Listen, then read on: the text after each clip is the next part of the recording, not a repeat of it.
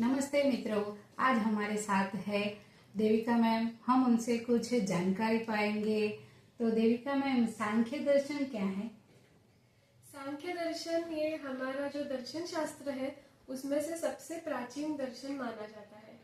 आस्तिक दर्शन जो कि टोटल 6 है उसमें से एक सांख्य दर्शन है और उसके जो प्रमुख आचार्य है वो है कपिल मुनि।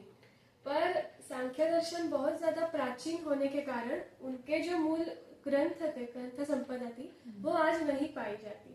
तो जब ये जो दर्शन ये पूरी तरह मृत हो चुका था तो उसमें से ही, उस परंपरा में से ही ईश्वर कृष्ण आए और उन्होंने सांख्य कारिका की रचना की।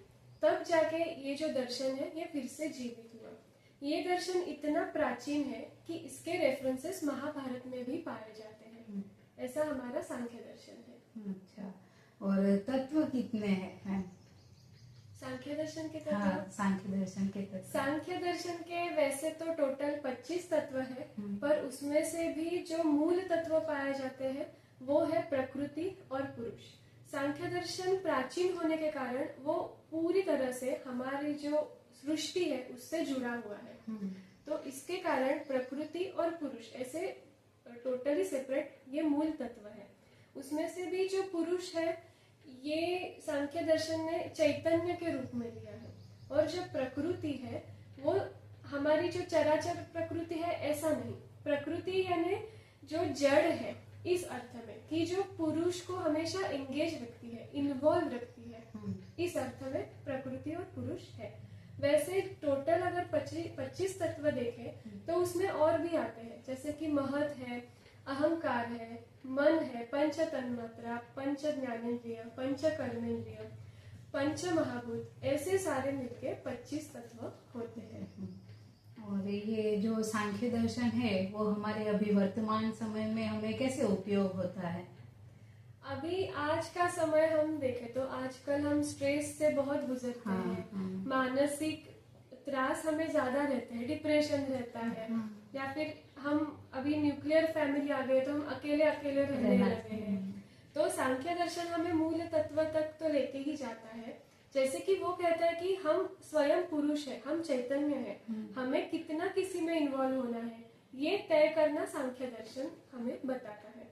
जैसे कि एग्जाम्पल दिया जाए तो अगर हम सिनेमा गृह में बैठे हैं और कोई मूवी चल रही है, वो 3 घंटे हम पूरा उसमें इन्वॉल्व हो जाते हैं। अगर वो करुण रस वाली है हम रोना शुरू करें, वीर रस वाली है तो तलवार लेके बैठ जाए, ऐसा होता है। तो वो एक इन्वॉल्वमेंट है। जब इसमें और समय जाता है मूवी हम भूल भी जाते हैं, दूसरी बार देखे तो शायद रोना भी ना आए हमें। तो ये जो इन्वॉल्वमेंट है ये कम कैसे की जाए या फिर उस पे कैसे हम काम कर सकते हैं ये हमें सांख्य दर्शन सिखाता है। जैसे कि जीवन में बहुत दुख सुख दोनों हम पाते हैं। सुख में भी बहुत इन्वॉल्व हो जाते हैं, दुख में भी इन्वॉल्व हो जाते हैं, दुखी रहते हैं।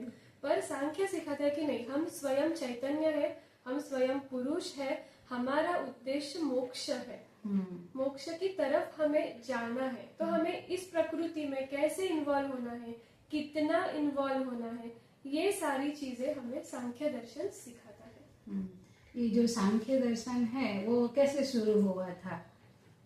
सांख्य दर्शन इतना प्राचीन है कि अभी देखो हमारे सबसे प्राचीन तो वेद उपनिषद तो है ही, पर उससे भी अलग जो दर्शन शास्त्र की ब्रांचेस हुई है, तब पहला दर्शन आस्तिक दर्शन जो ईश्वरवादी भी है और आगे जाके वो अनिश्वर भी होता है, तो ये है सांख्य दर्शन। इस अर्थ से वो शुरू हुआ है कि बेसिक सांख्य यानी क्या, तो संख्या, उसमें ये नंबर्स आएंगे, 25 तत्व आएंगे, फिर आगे जाके त्रिगुण आ जाएंगे। तो इस सब में सांख्य बेस्ड है। जैसे कि अभी प्रकृति है तो प्रकृति का विस्तार कैसे हुआ है, या फिर ये सृष्टि का निर्माण कैसे हुआ, आज जो हम बिग बैंग थ्योरी ये सब कुछ बोलते हैं, सांख्य दर्शन वो भी हमें थोड़ा बहुत एक बेसिक फिजिक्स का भी थोड़ा बहुत हमें समझाता है कि ये सृष्टि की डेवलपमेंट कैसे हुई है। तो सांख्य दर्शन प्राचीन से लेके आज तक ऐसा है। और जो ईश्वर कृष्ण की सांख्य कारिका है इसका भी अभ्यास आदि शंकराचार्य से लेके वाचस्पति मिश्र तक सबने किया है, इस पे टीकाएं भी लिखी है। तो कभी आपको सांख्य दर्शन पढ़ना हो इंटरेस्ट बढ़ रहा हो तो इन टीकाओं के साथ भी आपको जाना चाहिए। और मैंने सांख्य दर्शन के बारे में द्वैत अद्वैत ऐसे भी कुछ सुना था। नहीं, अगर द्वैत अद्वैत ये जो विचार है ये बेसिकली वेदांत के विचार आते हैं। अच्छा। अभी देखो सांख्य दर्शन जो हम 6 दर्शन मानते हैं आस्तिक, उसमें से एक है। उसी प्रकार वेदांत एक दूसरा दर्शन है और वहां पे भी अलग अलग ब्रांचेस, उसकी शाखाएं बहुत सारी है। जैसे अद्वैत वेदांत के पुरस्कर्ता आदि शंकराचार्य हैं, वैसे ही वो शुद्धाद्वैत में आएंगे, द्वैत अद्वैत में आएंगे, ऐसे बहुत सारे विचारधारा। तो कुल मिला के विचारधाराएं कितनी भी मिले, हमारा एम है मोक्ष पाना। ये हमें हमारी संस्कृति सिखाती है। हमारे इसमें भी 4 आश्रम बताए गए हैं, ब्रह्मचर्याश्रम, गृहस्थाश्रम हो, वानप्रस्थ और फिर संन्यास। तो संन्यास लिया यानी ऐसे ही सब छोड़ दिया पर मन में सब षड रिपु है, ये है, ऐसा नहीं। हमें वो विचार वहां तक लेके जाना है कि नहीं, हमारा मेन उद्देश्य मोक्ष है। तो ये जो षड दर्शन है ये हमें मोक्ष की तरफ ही लेके जाते हैं।